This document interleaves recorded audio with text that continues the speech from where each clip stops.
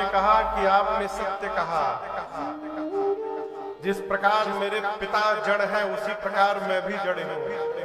मैं भी अपने हट से हिलने वाली नहीं हूं।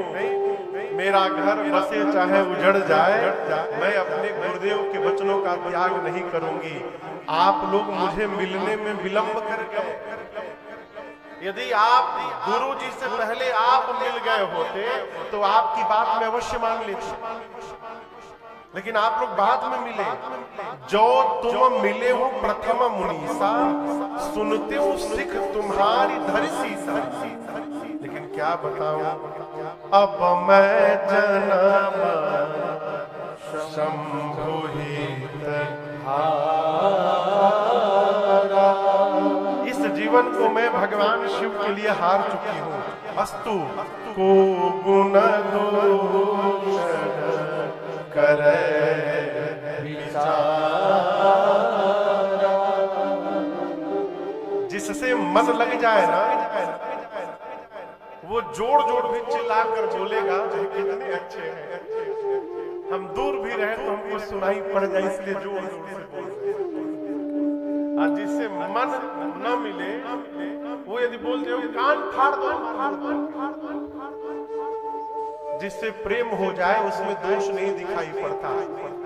माँ ने अपनी निष्ठा बताई, मुनियों ने माँ की निष्ठा देखकर जय जयकार की और जाकर भगवान शंकर को बताया। बाबा सुने, इतने प्रसन्न हो गए, फिर समाधि में चले गए। सहज स्वरूप शंकर सहज। आज ठीक ना हुई, आनंद में बैठिए, ब्याह है ना शंकर जी का।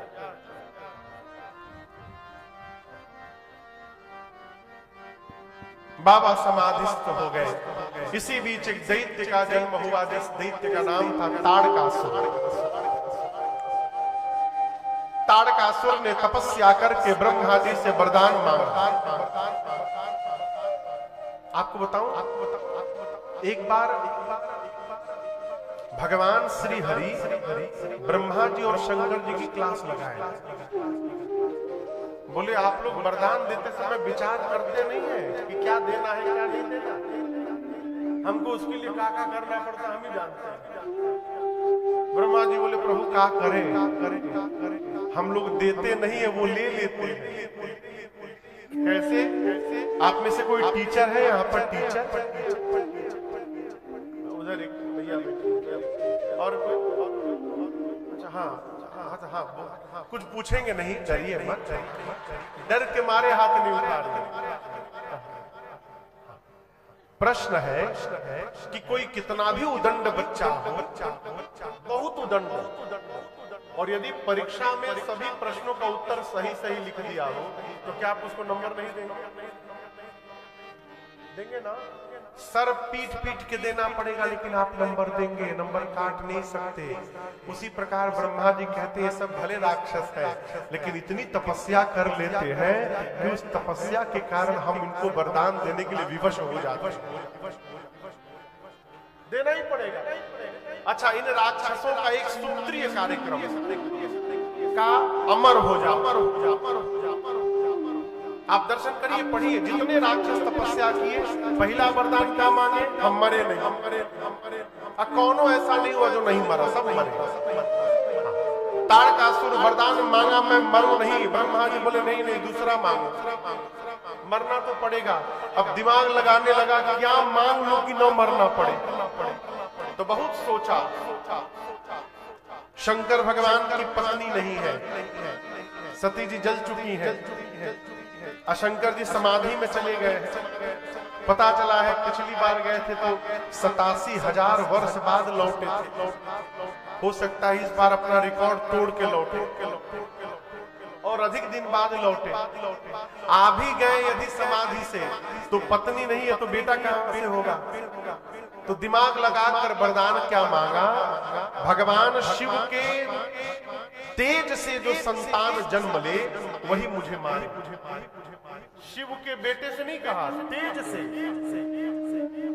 केवल बेटा कहता तो भगवान शंकर संकल्प से जन्म करा। शिव के तेज से जो संतान जन्म ले उसी के हाथों में मरूं। ब्रह्मा जी बोले तथास्तु। वरदान पाकर पहला अटैक देवताओं पर। देवता त्रस्त हो गए, पहुंचे ब्रह्मा जी के पास इंद्र सबको लेकर। इंद्र ने पूछा ये मरेगा कैसे, मर ही नहीं रहा है।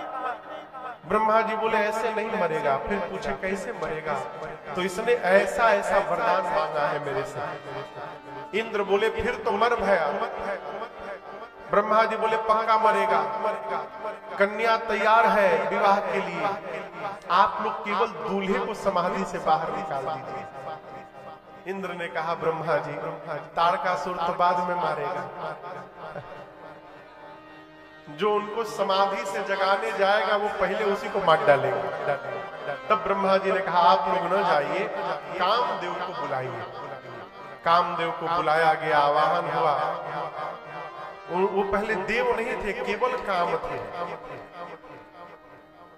काम आए, उनका आवाहन हुआ, आए, पूरी बात बताई गई।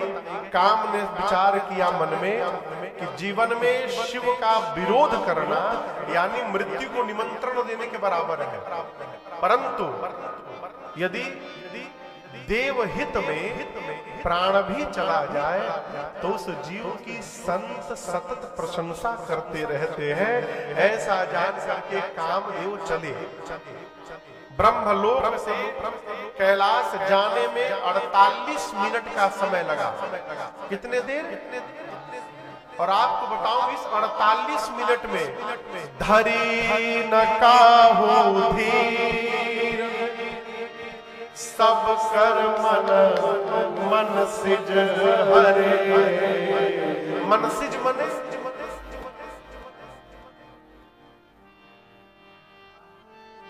कामदेव का नाम है मनसिज। इसका नाम है पूरी सृष्टि